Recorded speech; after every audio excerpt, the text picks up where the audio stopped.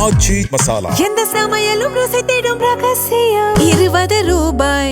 S, வீடு, schools, hotels, store room இங்கெல்லாம் partition wall கட்டணும்னாலும் இப்போ பில்டிங் ஓனர்ஸோட first choice Renocon Rapid Wall Panels. ஆஹா, நோ காம்ப்ரமைஸ். உங்க சைடுலயும் எங்க சைடுலயும். It's a GT promise. GT Holidays, South India's #1 travel brand. இந்த ஊரடிச்சு உலையில போட்டு ஊழல் மேல ஊழலா செஞ்சுக்கிட்டு அதுலேருந்து தப்பிக்கிறதுக்கு பேர் தான் நிர்வாகத்திறன் அப்படின்னு சொன்னா, அப்படிப்பட்ட ஒரு ஊழல் செய்யற நிர்வாகத்திறனை நம்ம அரசு ஒரு நாளும் செய்யாது. பொட்டி பெட்டியா பணத்தை வச்சுக்கிட்டு, பெட்டியை வச்சு எல்லாம் செஞ்சுக்கிட்டு, போதைப் பொருள் பாதுகாவல் கழக மாடல் அரசாங்கம் செஞ்ச ஒவ்வொரு ஊழலா வெளியில வந்துகிட்டு இருக்கு. டாஸ்மாக்ல அது என்னப்பா அது பேரு, பார்ட்டி ஃபண்ட் கட்சி நிதி அப்படின்ற பேர்ல அடிச்ச கொள்ளையெல்லாம் ஒண்ணு ஒன்னா இப்போ கவர்மெண்டோட கஜானாவுக்குள்ள கொண்டு சேர்த்துக்கிட்டே இருக்கிறோம்.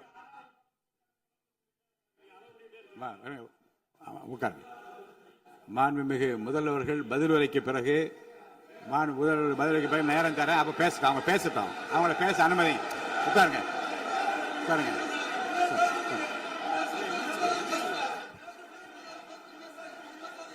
மாண்புமிகு அலோவ் பண்றேன் உட்காருங்க.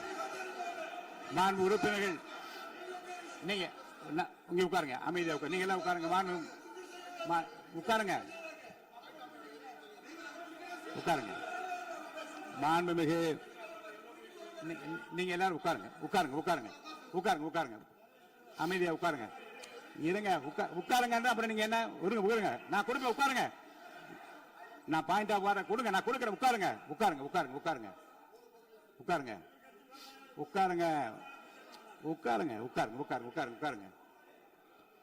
மாண்புமிகு முதல்வர் அவர்கள்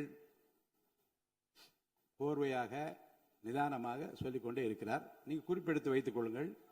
பேசி முடித்தவுடன் நான் உங்களுக்கு அவகாசம் தருகிறேன். நீங்க ஒண்ணு சொல்லுங்க, என்ன என்பது நீங்க சொல்லுங்க. உங்க சொல்லுகிற வாய்ப்பை நான் உங்களுக்கு தருகிறேன். இப்போது மாண்புமிகு முதலமைச்சர் உங்கள் உரையை தொடரலாம்.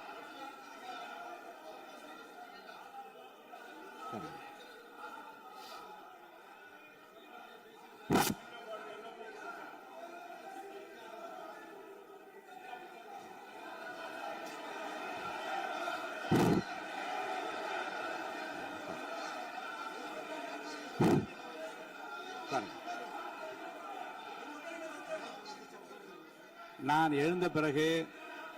எழுந்த பிறகு உட்கார்றதுதான் முறை. உட்காருங்க, எல்லாரும் உட்காருங்க. தேசிய உட்கார். நான் அலோவ் பண்றேன். உட்காருங்க, அமைதியா உட்காருங்க. நான் அலோவ் பண்றேன். அமைதியா உட்காருங்க. அங்க இருந்து குரல் கொடுக்காதீங்க. உட்காருங்க.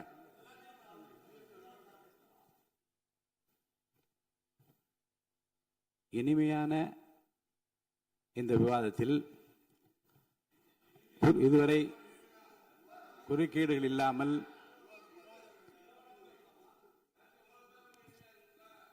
கொஞ்சம் அமைதியா இருங்க. மாண்புமிகு முதல்வர் அவர்கள் பேசி முடித்தவுடன் பாயிண்ட் ஆஃப் ஆர்டர் கேட்டிருக்கீங்க, நான் அனுமதிக்கிறேன். எதிர்கட்சி தலைவருக்கு மட்டும் நான் அனுமதி தருகிறேன். அவர் எழுந்து பேசலாம். மாண்பு முதலமைச்சர் நீங்க கண்டினியூ பண்ணி முடிக்கலாம். நீ எல்லாரும் எழுந்துச்சீங்கன்னா சரி வராது. உட்காருங்க, நான் சொல்லியிருக்கேன். உட்காருங்க.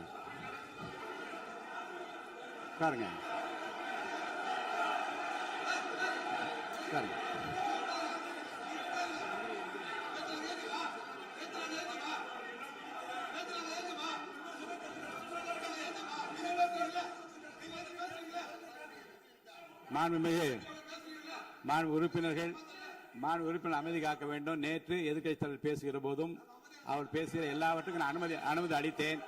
அதில் பாயிண்ட் ஆஃப் கேளுங்க, அந்த விவாதத்தில் கேளுங்க. இப்போதும் மாண்புமிகு முதலமைச்சர் அவர் பேசி முடித்த பிறகு நான் உங்களுக்கு அதுக்குரிய அவகாசத்தை தருகிறேன். நீங்க கேள்வி கேளுங்க. கேட்கிற உரிமையும் விளக்கத்தை பெற்றுக்கொள்ள உரிமை உங்களுக்கு இருக்கிறது. அதற்கு அவகாசம் நான் தருகிறேன்.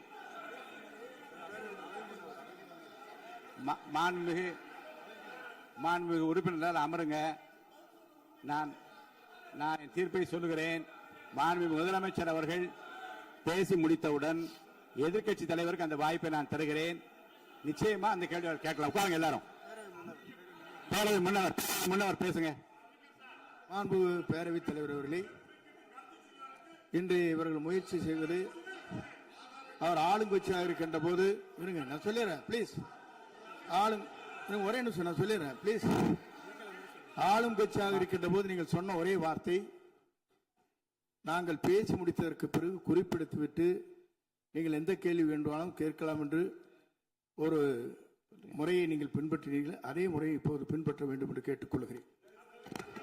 பள்ளிக்கல்வித்துறை அமைச்சர், பள்ளிக்கல்வித்துறை அமைச்சர். மாண்புமிகு பேரவைத் தலைவர் அவர்களே, நேற்றைய தினம் கூட எதிர்க்கட்சி தலைவர் சொன்னதை முழுமையாக கேட்டு இறுதியில் ஒரு வாய்ப்பு தந்தீங்க. அதுவும் இல்லாம இந்த நேரத்தில் நேரலையில் நீங்களும் பாக்குறீங்க.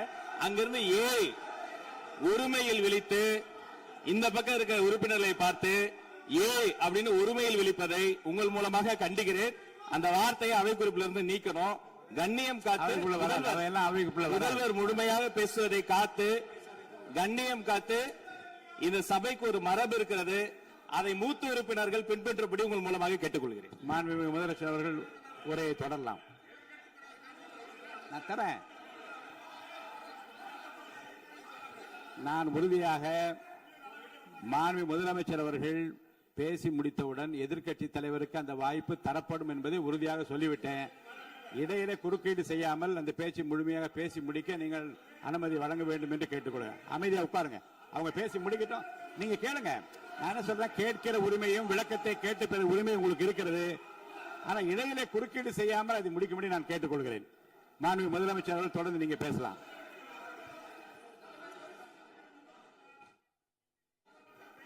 எதிர்க்கட்சி தலைவர்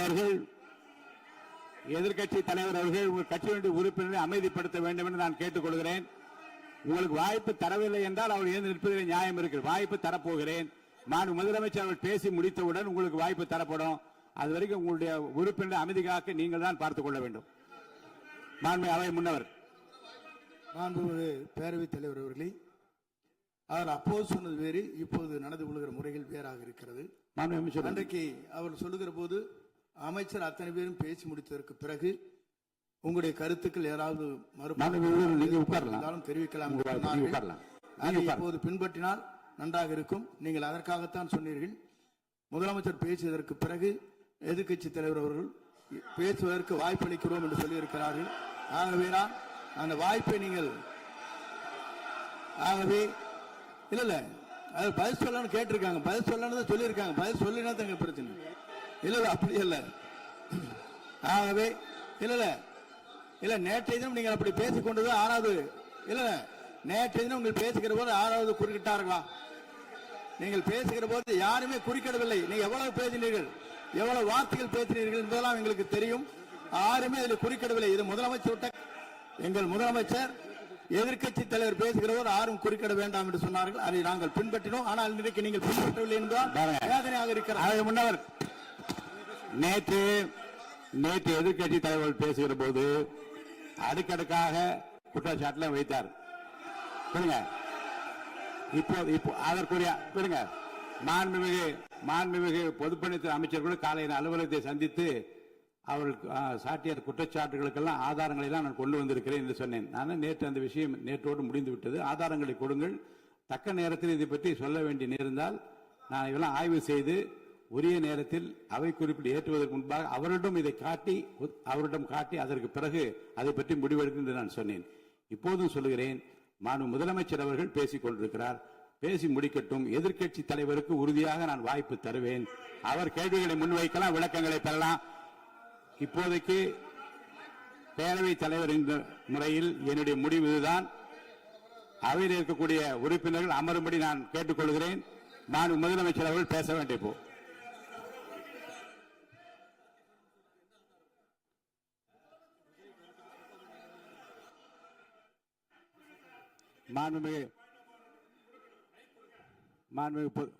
இருங்க. அதை முன்னவர் பேரவைத் தலைவர் அவர்களே, நேற்றைய தினம் நீங்கள் முழுமையாக பேசினீர்கள். உங்கள் பேச்சுக்கள் எப்படி இருந்தது என்பதும் நாடறியும். இருந்தாலும் கூட நாங்கள் அமைதியாக இருந்தோம். இல்ல நீங்க இருங்க. ஒவ்வொரு வார்த்தைக்கு இருங்க. நீங்க மின்கட்டை இல்ல மின்வெட்டையில நீங்க சொன்னீங்க உங்களுடைய முன்னாள் அமைச்சர் ஆற்காடு வீராசாமி இருக்கிற போது மின்வெட்டால் தான் நாங்கள் ஆட்சியே மாறியது என்றெல்லாம் சொன்ன கதையெல்லாம் இருக்கு. அதெல்லாம் சொன்னோம்னாங்க நாங்களே அமைதியா இருந்தோம். அதுக்கு அங்கே தயவு செய்து எதிர்கட்சி தலைவருக்கு வாய்ப்பளிக்கிறார்கள்.